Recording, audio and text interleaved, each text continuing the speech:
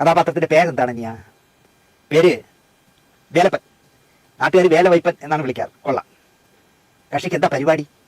എന്തും എന്തും എന്ന് പറഞ്ഞാൽ എന്തുമെന്ന് പറഞ്ഞാൽ സിറ്റി പോയി കഴിഞ്ഞാൽ മൈലെണ്ണ കച്ചവടം, വഴിയോര ബ്രാസിയർ കച്ചവടം, ആയുർവേദ മരുന്ന് കച്ചവടം, എന്തും. ഇതാണ് അനിയ ആ മാന്യൻ. ചേട്ടൻ ആദ്യം പറഞ്ഞത് മാന്യനായ തരികട എന്നല്ലേ പറഞ്ഞത്. ബ്രാസിയർ കച്ചവടവും മൈലെണ്ണ കച്ചവടം നടത്തുന്നതിന് ആണ് എന്ന് പറഞ്ഞു കഴിഞ്ഞപ്പോൾ ചോദിക്കുക, ഇതാണ് അനിയ മാന്യൻ. യമ ഫ്രോഡ്, കച്ച ഫ്രോഡ്. അതുപോട്ടെ, ഈ കഥാപാത്രത്തിന് മീറ്റർ എത്ര വരെ അനിയ? അനിയന് സംഭവം പിടിയിട്ടില്ല. എനിക്ക് തരുന്ന വേഷം ചളമാക്കണോ ചച്ചളമാക്കണോ എന്നാണ് അമ്പിളിച്ചേട്ടന്റെ ചോദ്യം. ഒരു ജഗതി പടമായിരുന്നു എന്ന് ഉറപ്പിച്ച് പറയാം. കരിയുടെ വേലപ്പനായി, ജയറാം ചെയ്ത ഉണ്ണിയുടെ മനസാക്ഷിയായി, ഉണ്ണിക്ക് ബുദ്ധി പറഞ്ഞു കൊടുത്ത് കുഴിയിൽ ചാടിക്കുന്നവനായി ജഗതി ചേട്ടൻ കസറിയ സിനിമയായിരുന്നു കാവടിയാട്ടം. ഇപ്പൊ തന്നെ നാട്ടിൽ വല്ലപ്പോഴും മാത്രം പ്രത്യക്ഷപ്പെടുന്ന ആളാണ് വേലപ്പൻ. വേലപ്പൻ വരുന്നത് മോഡേൺ ഡ്രസ്സൊക്കെ ഇട്ട്, ഒരു ആവശ്യവുമില്ലാതെ ഒരു പെട്ടിയും തൂക്കി കൂളിംഗ് ഗ്ലാസ്സൊക്കെ വെച്ച് ടാക്സിയിലാവും വന്നിറങ്ങുന്നത്. നാട്ടിൽ ഇൻഷുറൻസ് കൈകാര്യം ചെയ്ത നീർക്കോലി എന്ന ചായക്കടക്കാരൻ്റെ ചായക്കടയുടെ മുന്നിലായിരിക്കും മിക്കവാറും ജഗതി വന്നിറങ്ങുന്നത്. കാർ ടാക്സി കൂലി 400 രൂപയെന്ന് ഡ്രൈവർ പറഞ്ഞാൽ 500 രൂപ കൊടുക്കും. ചില്ലറയില്ല സാർ എന്ന് പറഞ്ഞാൽ 100 നീ വച്ചോടാ എന്ന് പറയുന്ന അങ്ങനത്തെ ഒരു കരിയുടെ സെറ്റപ്പാണ് പുള്ളി. വർഷങ്ങൾ കഴിഞ്ഞിട്ടും ഈ നീർക്കോലിക്ക് ഒരു മാറ്റവും ഇല്ലല്ലോ എന്ന് സ്വയം പറഞ്ഞ് ചായക്കടയുടെ മുന്നിൽ പുറത്തിട്ടിരിക്കുന്ന ബെഞ്ച് കയറിയിരിക്കുമ്പോൾ ഒരു ചായ എടുക്കട്ടെ എന്ന് നീർക്കോലി ചായ ഇൻഷുറൻസ് ചോദിക്കും. ചായ വേണ്ട, ഒരു പ്യാൽ എടുക്കൂ എന്നാവും മറുപടി. പ്യാൽ പാല്, ഒരു ഗ്ലാസ് പാലെടുക്കാനാണ്. പ്യാൽ എടുക്കൂ. പാല് കൊണ്ട് കൊടുക്കുമ്പോൾ അതിന്റെ പാറ തുപ്പിയിട്ട് ഇത് പ്യാലോ വിഷോ എന്ന് പറഞ്ഞൊരു തുപ്പലുണ്ട്. അറിയാതെ നമ്മൾ ചിരിച്ചു പോകും. ഇതൊന്നും സ്ക്രിപ്റ്റിലുള്ളതല്ല. ഇങ്ങനെയൊക്കെയുള്ള ചോദ്യങ്ങളാണ് അമ്പിളിച്ചേട്ടൻ കാവടി നടത്തി ചോദിച്ചത്. അതുപോലെ കാറിൽ നിന്ന് മര്യാദയ്ക്ക് ഇറങ്ങി വരുന്ന വേലപ്പൻ എതിരെ വരുന്ന നാട്ടുകാരെ കാണുമ്പോൾ പെട്ടെന്ന് ഒരു വശം ചരിഞ്ഞ് നടക്കും ഈ സിനിമയിൽ. ഇനി കാവടിയായിട്ട് കാണുമ്പോൾ ശ്രദ്ധിച്ചു, മര്യാദയ്ക്ക് നടന്നു വരും. ദൂരെ നാൾ വരുന്ന കാണുമ്പോൾ ഒരു വശം ചരിഞ്ഞ് അങ്ങനെ നടക്കും. ഇതെടുക്കാൻ നേരം, ഇത് ഷൂട്ട് ചെയ്യാൻ നേരം അമ്പിളിച്ചേട്ടൻ ഇങ്ങനെ നടക്കട്ടെ എന്ന് നടന്ന് കാണിച്ചു. ആളെ കാണുമ്പോൾ ഇങ്ങനെ ചരിയുന്നവരുണ്ടോ എന്ന് ചിന്തിക്കേണ്ട അനിയ. അപ്പൊ അനിയ ഇങ്ങനെ ആലോചിക്കണം, മര്യാദയ്ക്ക് നടക്കുന്നവർ ചരിയോ? അപ്പൊ കൂളായിട്ട് പുള്ളി പറയാണ്, ഇങ്ങനെ ചരിഞ്ഞ് നടക്കുന്നവർ, ആളെ കാണുമ്പോൾ ചരിഞ്ഞ് നടക്കുന്നവരുണ്ടോ എന്നൊന്നും അനിയ ചിന്തിക്കേണ്ട. നമ്മുടെ ചിത്രാഞ്ജലി സ്റ്റുഡിയോയിലെ എഡിറ്ററില്ലേ ഒരു രാജശേഖരൻ, ഉണ്ട്, നിർമ്മാതാവ് കൂടിയായ എഡിറ്റർ, അതെ, അദ്ദേഹം ഇങ്ങനെയാണ് കേട്ടോ. ചിത്രാഞ്ജലിയിൽ വരുമ്പോൾ നിങ്ങൾ ശ്രദ്ധിച്ചോ, ദൂരെ നിന്ന് മര്യാദയ്ക്ക് നടന്നു വരും. ആരെയെങ്കിലും ദൂരെ നിന്ന് കണ്ടാൽ അത് പെട്ടെന്ന് ഒരു വശം ചരിക്കും. ഇനി കാണുമ്പോൾ ശ്രദ്ധിച്ചോളാനും അമ്പിളിച്ചേട്ടൻ. ഈ ചരിഞ്ഞുള്ള നടത്തം പ്രേക്ഷകരെ വല്ലാണ്ട് രസിപ്പിക്കുന്നതായിരുന്നു. തിയേറ്ററിൽ കൂട്ടച്ചിരിയായിരുന്നു. ചിത്രീകരണം കാണാൻ നിന്നവരും തലകുത്തി ചിരിച്ചു. എറണാകുളത്ത് മരടിലായിരുന്നു ചായക്കടയും ഈ റോഡിലെ സീനും ഒക്കെ ചിത്രീകരിച്ചത്. കർപ്പൂരം, കച്ചോളം സമാസമം ചേർത്ത് തയ്യാർ ചെയ്യപ്പെട്ട തൈലമാണിത് എന്നൊക്കെ മെഗാഫോണിലൂടെ വെച്ച് കാച്ചുമ്പോൾ യവഷയും മണിയണ്ണന്റെ മണിയണ്ണം വന്ന് മുന്നിൽ നിൽക്കുന്ന പോലെ നമുക്ക് തോന്നുമായിരുന്നു. കാരണം മലയാളം തമിഴ് ചേർത്താണ് വിളിച്ചത്. ആര്യമണി കമ്പനി, ഇളംപറി, വടംപറി, രക്തസന്തണം എന്നൊക്കെ പറയുമ്പോൾ മണിയണ്ണനെ നമുക്കറിയാതെ ഓർമ്മ വരുമായിരുന്നു. അതുപോലെ തന്നെ ഈ ചിത്രത്തിൽ എറണാകുളം ബ്രോഡ്വേയിൽ ബ്രാസിയറും ജട്ടികളും വിൽക്കുന്നതിനായി ഒരു സീനുണ്ട് അമ്പിളിച്ചേട്ടൻ്റെ. അഭിമാനത്തോടെ തോളിൽ ബ്രാസിയർ തൂക്കി ജട്ടിയും ഒക്കെ വാരിപ്പിടിച്ച് അങ്ങനെ നിന്നുകൊണ്ടുള്ള വിൽപ്പനയാണ്. തിരക്കഥ വായിച്ച അമ്പിളിച്ചേട്ടൻ അനിയനോട് ചോദിച്ചു, പഠിക്കാൻ പോകുമ്പോഴേ കുതിരകണ്ട മൈതാനത്ത് പ്രീമിയർ നമ്പർ ഉണ്ടെന്ന് പറഞ്ഞ കമ്പനിയുടെ ഗ്ലാസ് കോമുണ്ടൊക്കെ വിൽക്കുന്ന വഴിവാണിഭക്കാരെ കണ്ടിട്ടുണ്ടോ? ഉണ്ട് എന്ന് പറഞ്ഞപ്പോൾ അവർ സ്ഥിരമായി പറയുന്ന ഒരു, ഇനി ഇതുപോലത്തെ കലാകാരന്മാരെ നമ്മൾ എവിടെ പോയി ഒപ്പിക്കും? ജഗതി ശ്രീകുമാർ എന്താണ് പ്രതിഭ, എന്താണ് അഭിനയം, അല്ലേ? മലയാളികളായിട്ടുള്ളവർ ആരെങ്കിലും കാണുമോ ഈ ജഗതിയൊക്കെ ഇഷ്ടപ്പെടാത്തവര്? കാണുമായിരിക്കാം. 100-ൽ ഒരു 98% പേർക്കും അദ്ദേഹത്തെ ഇഷ്ടമാണ് എന്നാണ് എനിക്ക് തോന്നുന്നത്. അതാണ് അദ്ദേഹത്തിന്റെ ആ ഒബ്സർവേഷനും അദ്ദേഹത്തിന്റെ ആ അഭിനയത്തിലെ ആ മികവും കാര്യങ്ങളും ഒക്കെ പറഞ്ഞു കേട്ടോ.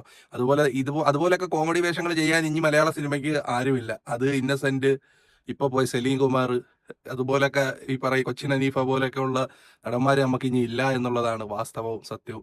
അപ്പൊ ഈ കാവടിയാട്ടം എന്ന് പറയുന്ന സിനിമയിൽ ജഗതി കാഴ്ചവെച്ച കുറച്ച് ഈ വീഡിയോ 3-4 വീഡിയോ ഉണ്ട്, 2-3 വീഡിയോ ഉണ്ട് ഈ പുള്ളിയുടെ ഈ കാവടിയാട്ട സിനിമയെ കുറിച്ച് ചെയ്യുന്നത്. അപ്പൊ അതിനകത്ത് ഈ ജഗതിയുടെ ഈ ഒരു അഭിനയത്തിന്റെ മികവുകൾ പറയുന്നതും എനിക്ക് ഇഷ്ടപ്പെട്ട ഒരു പോർഷനാണ് നിങ്ങളിലേക്ക് വെക്കുന്നത്.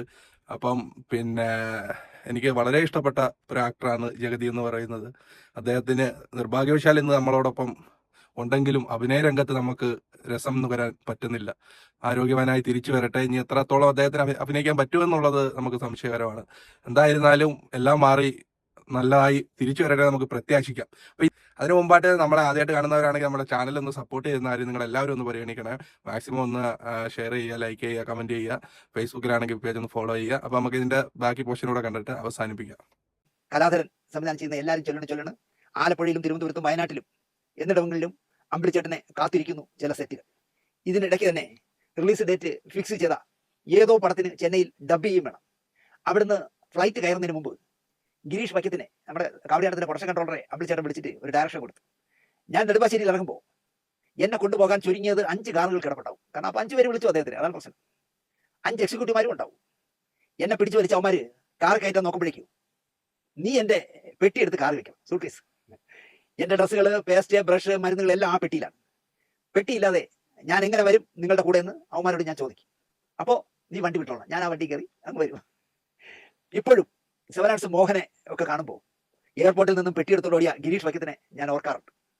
എന്റെ സിനിമയിൽ പോലും കൃത്യമായി എഗ്രിമെന്റ് വെച്ചിട്ട് അത്ഭുത ദ്വീപിന്റെ ക്ലൈമാക്സിൽ അഭിനയിക്കാൻ 4 ദിവസം അതിന്റെ സംവിധായകൻ കടം വാങ്ങിയിട്ട് 8 ദിവസമായിട്ടും തിരിച്ചുവിടാതെ എന്റെ പടത്തെ കുളമാക്കാൻ പരമാവധി ശ്രമിച്ചവനാണ് ആ വിഗ് റോസ് ഓർഡർ ഉണ്ട കണ്ണുകൊള്ളാൻ ചെയ്തത്. എന്നോട് ചതിയാണ്. എങ്ങനെയെങ്കിലും അവന്റെ തീർത്താൽ മതി, നമ്മൾ എങ്ങനെയെങ്കിലും പൊളിച്ചെടുക്കണം എന്ന് വിചാരിച്ചു. പക്ഷേ നമുക്ക് അമ്പിളിച്ചേട്ടനെ വെറുക്കാൻ തോന്നില്ല, അതാണ് പ്രശ്നം. ഈ 8 ദിവസം എന്നെ കുളമാക്കി ചച്ചളമാക്കി, അമ്പിളിച്ചേട്ടാ ഞാനിപ്പോൾ സിയാദ് കോക്കറിന് പരാതി കൊടുക്കും, നിങ്ങൾ 6 മാസം വീട്ടിലിരിക്കും, എനിക്ക് എത്ര രൂപ നഷ്ടം വരുന്നോ അത്രയും നിങ്ങൾ ഇന്ന് വാങ്ങി തരുന്നത് വരെ നിങ്ങൾ അഭിനയിക്കില്ല എന്ന് ഞാൻ പറഞ്ഞ് ഫോൺ വെച്ചു. പിറ്റേ ദിവസം ഉളവാകാലത്ത് കർണാടകയിൽ നിന്ന് പുള്ളിക്ക് എത്തിയല്ലോ രാത്രി കാർ പിടിച്ച്. പക്ഷേ നമ്മൾ അങ്ങനെയൊക്കെ ചെയ്താലും നമുക്ക് അമ്പിളിച്ചേട്ടനെ വെറുക്കാൻ തോന്നില്ല. അതാണ് അദ്ദേഹത്തിന്റെ അഭിനയത്തോടുള്ള ആത്മാർത്ഥത. ഇത്രയും ഡെഡിക്കേറ്റഡ് ആയ മറ്റൊരാളിനെ ഞാൻ കണ്ടിട്ടില്ല. കാവടിയാട്ടത്തിൽ തന്നെ 2 സംഭവങ്ങളെ പറ്റി നമുക്കിവിടെ ഓർമ്മിക്കാം. ജയറാം അഭിനയിക്കുന്ന ഉണ്ണിക്ക് പട്ടാളത്തിൽ ജോലി കിട്ടി. ചുരുക്കം കാലം കൊണ്ട് തന്നെ ഉണ്ണിക്ക് ആ ജോലി മടുത്തു. ആ സമയത്ത് ട്രെയിനിങ് പീരീഡ് ആണല്ലോ, പക്ഷെ കർശനമായി പട്ടാളത്തിലാകുമ്പോൾ ജോലി ചെയ്യിക്കുമല്ലോ, ലീവ് പോലും കൊടുക്കുകയില്ല. അങ്ങനെ അയാൾക്ക് മടുത്തു. എന്ത് ചെയ്യാൻ പറ്റുമെന്ന് കത്തെഴുതി കൂട്ടുകാരൻ വേലപ്പനോട് തിരക്കി.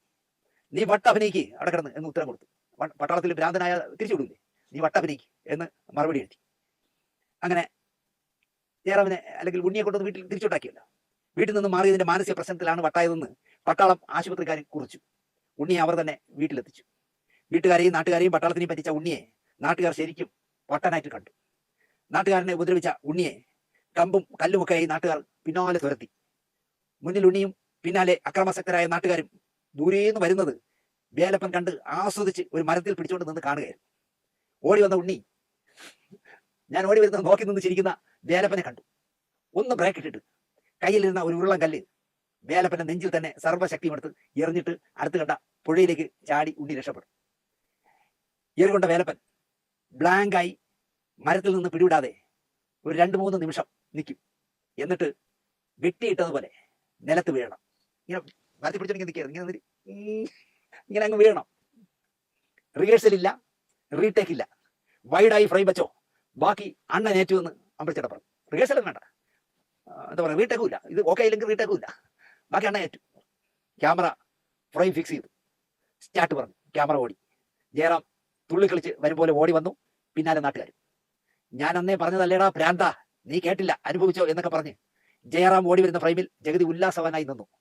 ജയറാം വന്നു, ജഗതി നോക്കി, ഒറ്റ കീച്ചി കല്ലുകൊണ്ട് ജഗതിയുടെ നെഞ്ചിൽ തന്നെ കൊണ്ടു. ജയറാം മുന്നോട്ടേക്ക് ഓടി, പിന്നാലെ നാട്ടുകാരും ഓടി, ഫ്രെയിം ഔട്ടായി. ജഗതി ഒരു ചീലാന്തി മരത്തിൽ പിടിച്ച് അങ്ങനെ തന്നെ നിൽക്കുകയായിരുന്നു ഒരു 2-3 സെക്കൻഡ്. ബോധം പോയതുപോലെ കൈ കുത്താതെ നെഞ്ചടിച്ച് ജഗതി നിലത്തേക്ക് വീണ് ചലനമറ്റ് കിടന്നു.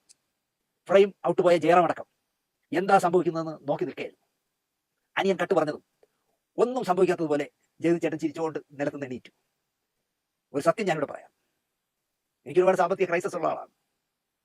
ആ ഒരൊറ്റ വീഴ്ച വീഴാൻ 1 ലക്ഷം രൂപ തരാം, ഇങ്ങനെ ഒന്ന് വീണാമോ എന്ന് ആരെങ്കിലും എന്നോട് ചോദിച്ചാൽ ഉറപ്പായിട്ട് ഞാൻ വീഴില്ല. ഇത് തന്നെ ജയറാമും പറഞ്ഞു, 1 ലക്ഷം രൂപ ഈ ഷോട്ടിന് തരാം, ജയറാം ഇതുപോലെ ഒന്ന് വീഴാമോ എന്ന് ചോദിച്ചാൽ വീഴില്ല. ജയറാം തീർത്തു പറഞ്ഞു, ഞാനാണെങ്കിൽ വീഴില്ല. ടീഷർട്ട് ഉയർത്തി നോക്കുമ്പോൾ നെഞ്ചിൽ ഒരു വലിയ ദോശയുടെ വലിപ്പം ചുമന്ന് ചെറുതായിട്ട് ചോര പൊടിയുന്നു. അപ്പോഴും അമ്പിളിച്ചേട്ടൻ ചിരിച്ചു. അതാണ് സിനിമയോട് ജഗതി ശ്രീകുമാറിനുള്ള കമ്മിറ്റ്മെന്റ്. ജഗതി ശ്രീകുമാറിന്റെ അഭിനയവും കവടിയാട്ടം സിനിമയിലെ ചില നർമ്മ മുഹൂർത്തങ്ങളെ കുറിച്ചുമാണ് ശാന്തിവിള ദിനേശ് സാർ സംസാരിച്ചത്. അപ്പൊ അതാണ് നിങ്ങൾ കണ്ടത്. അപ്പം ഇതൊന്നുമല്ല, വേറൊരു ജഗതി ചേട്ടന്റെ കുറച്ച് പേഴ്സണലായിട്ടുള്ള കുറച്ച് നർമ്മം കലർന്ന ഒരു വീഡിയോ ഉണ്ട്, അത് ഞാൻ ചെയ്തു വെച്ചപ്പോൾ ഉണ്ട്, അത് ഞാൻ ഇടുന്നുണ്ട്. അതെല്ലാവരും കണ്ട് സപ്പോർട്ട് തരിക. അത് അല്പം കുലിസിതമാണെങ്കിലും രസമാണ് കേൾക്കാൻ, എല്ലാവർക്കും അറിയാവുന്ന കേസ് കേട്ട് തന്നെ കേട്ടോ. അപ്പൊ എന്തായിരുന്നാലും ഈ വീഡിയോ അവസാനം വരെ കണ്ട എല്ലാവർക്കും നന്ദി പറയുന്നു. വേറൊരു ടോപ്പിക്കായി നമുക്ക് വീണ്ടും കാണാം. ചാനലിലുള്ള വീഡിയോസ് എല്ലാം ഒന്ന് കയറി കാണുക. അതിനോടൊപ്പം തന്നെ നമ്മളെ ചാനൽ ഒന്ന് സബ്സ്ക്രൈബ് ചെയ്യുക, നമുക്കൊന്ന് സപ്പോർട്ട് ചെയ്യുക. ഫേസ്ബുക്കിലാണെങ്കിൽ പേജ് ഒന്ന് ഫോളോ ചെയ്യുക. അപ്പൊ നമുക്ക് വീണ്ടും കാണാം. Bye, thank U.